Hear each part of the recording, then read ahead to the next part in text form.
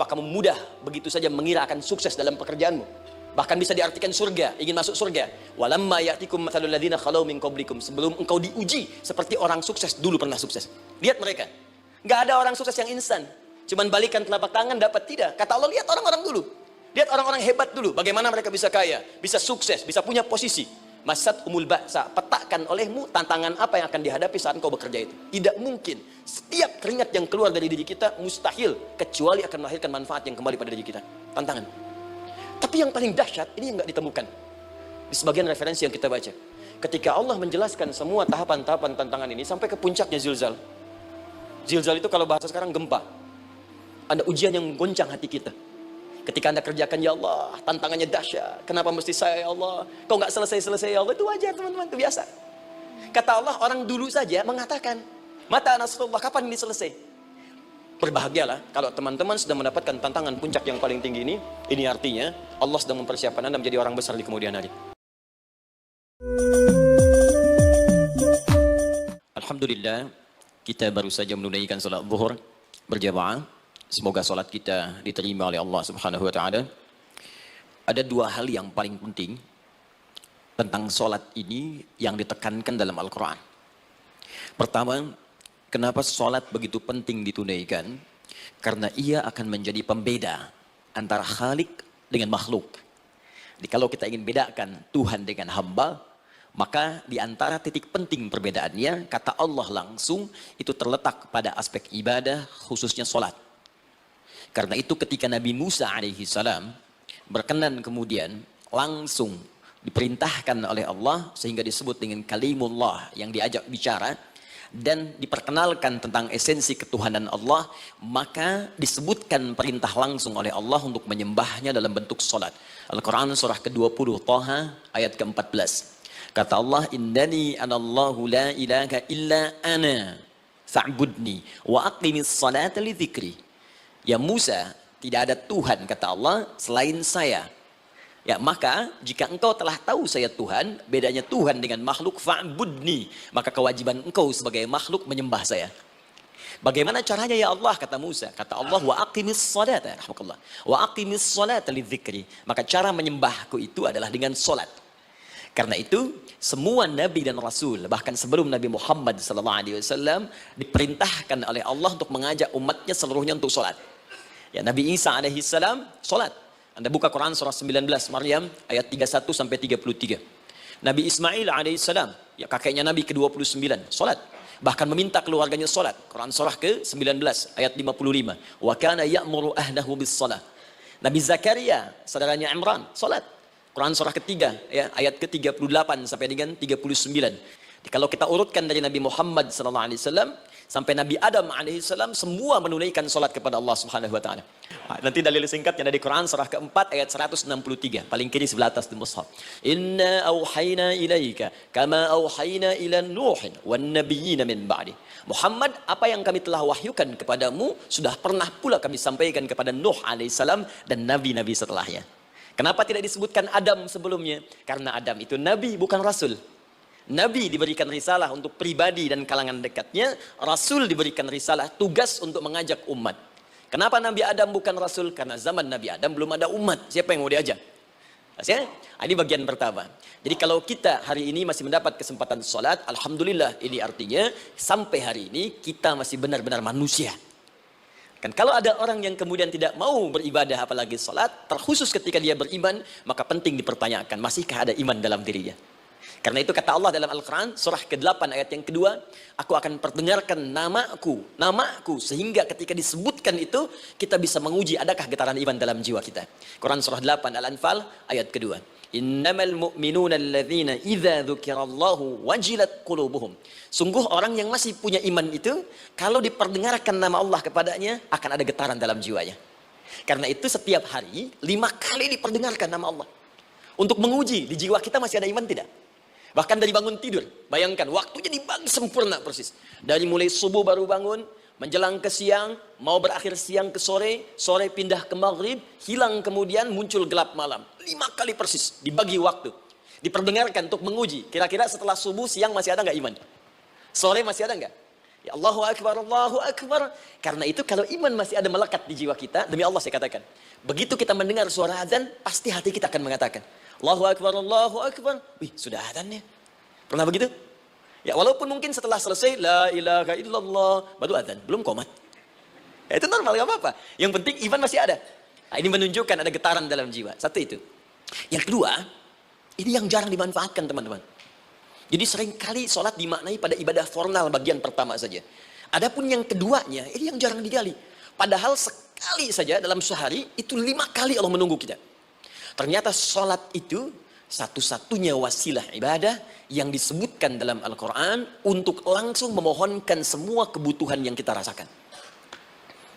Bahkan sebelum kita diminta sholat, itu kalimat pertamanya bukan ibadahnya.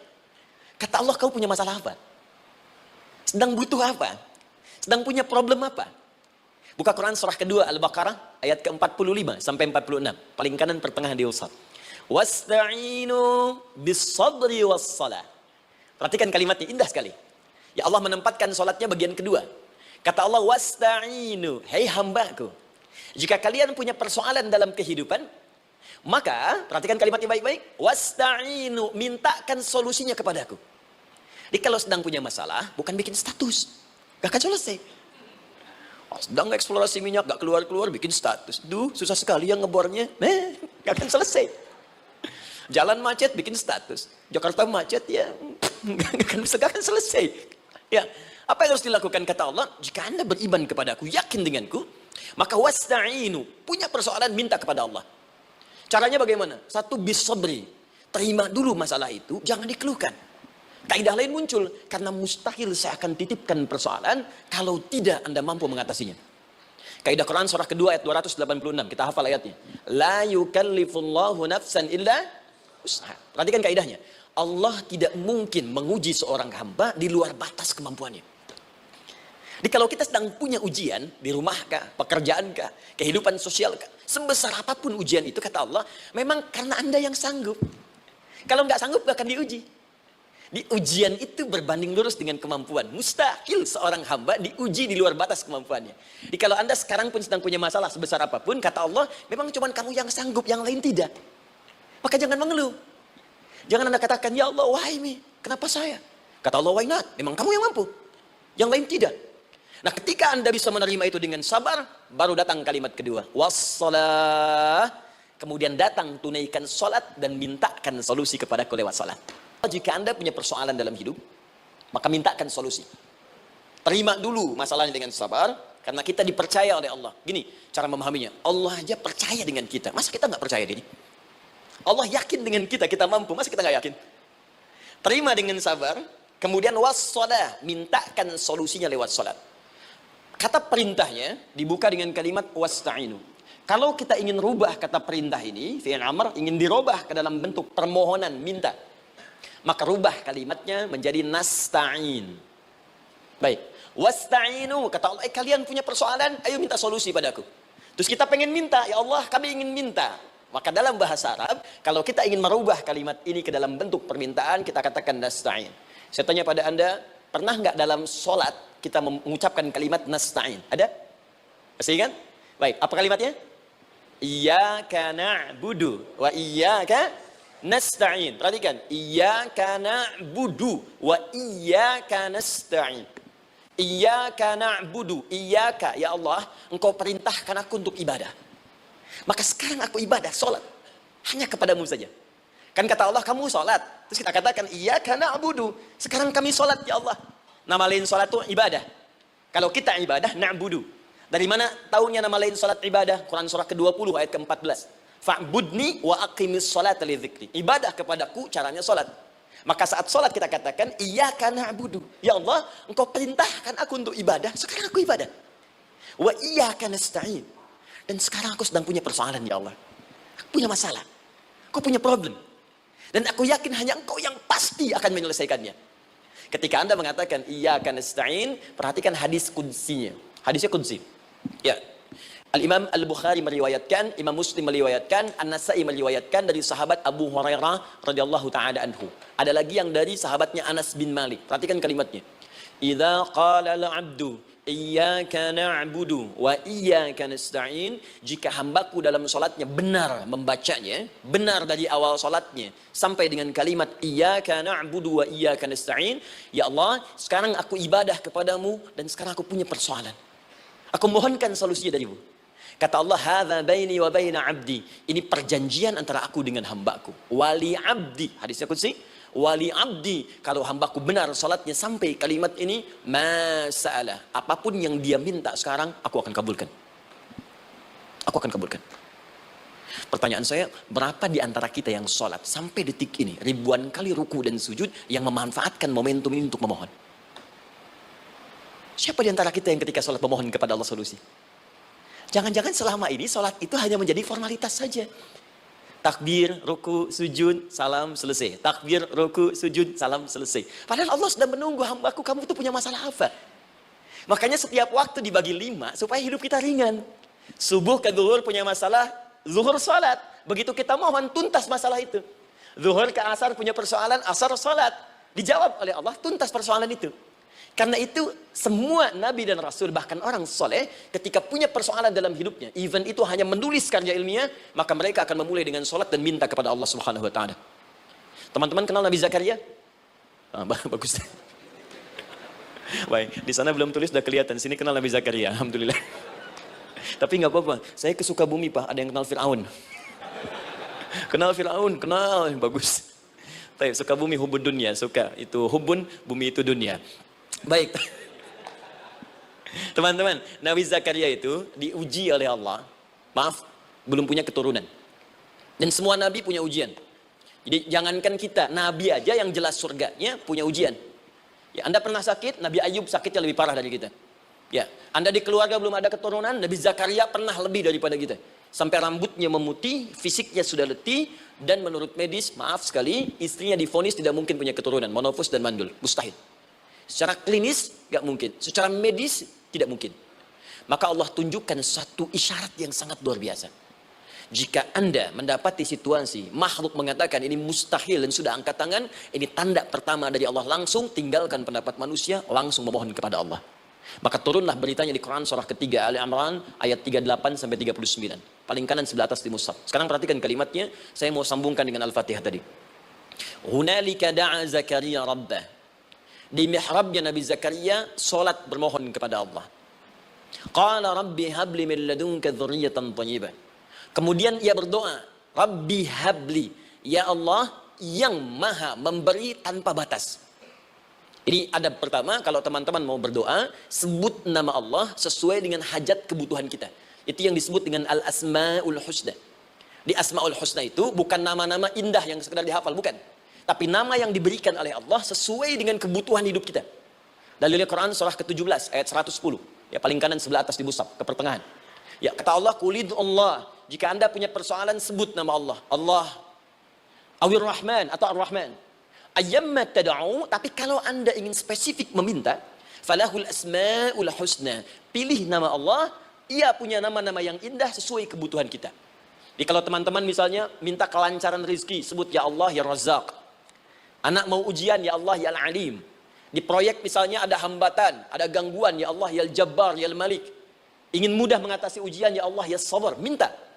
Ya, jangan semuanya disebutkan, nanti jadi beban. Ya Allahumma ya Rahman, ya Al-Malik, ya Al-Quddus, ya Sabar, gitu kan? Yang tadinya nggak punya masalah, jadi punya masalah, gitu kan? Pilih salah satu. Nah, jika Anda ingin memohon pada satu hal yang mustahil menurut manusia, maka minta dengan menyebut nama Allah yang memberi tanpa batas, mustahil di dalamnya.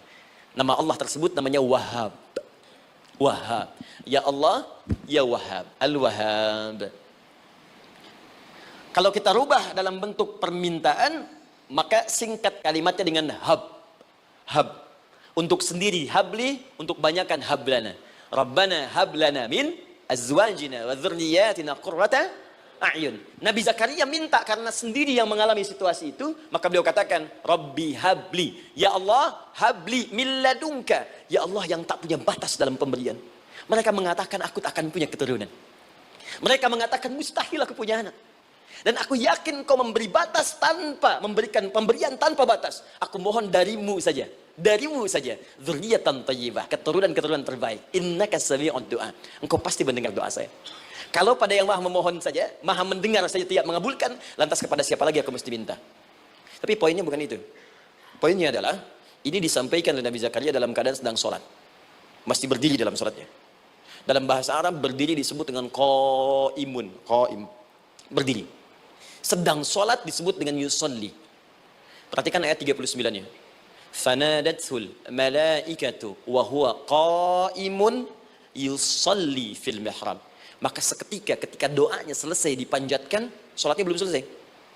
Doanya selesai dipanjatkan, seketika datang malaikat menyampaikan, kamu dapat kabar gembira, Anda akan punya anak, bahkan namanya langsung diberikan oleh Allah, Yahya. Artinya hidup.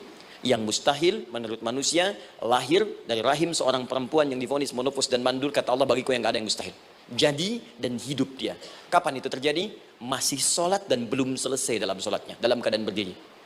Sekarang saya tanya Anda, kita membaca iyyaka na'budu wa iyyaka nasta'in dalam keadaan ruku atau sujud? Sujud. Berdiri. Berdiri teman-teman. Betul kan? Dalam keadaan berdiri. Saat baca Al-Fatihah.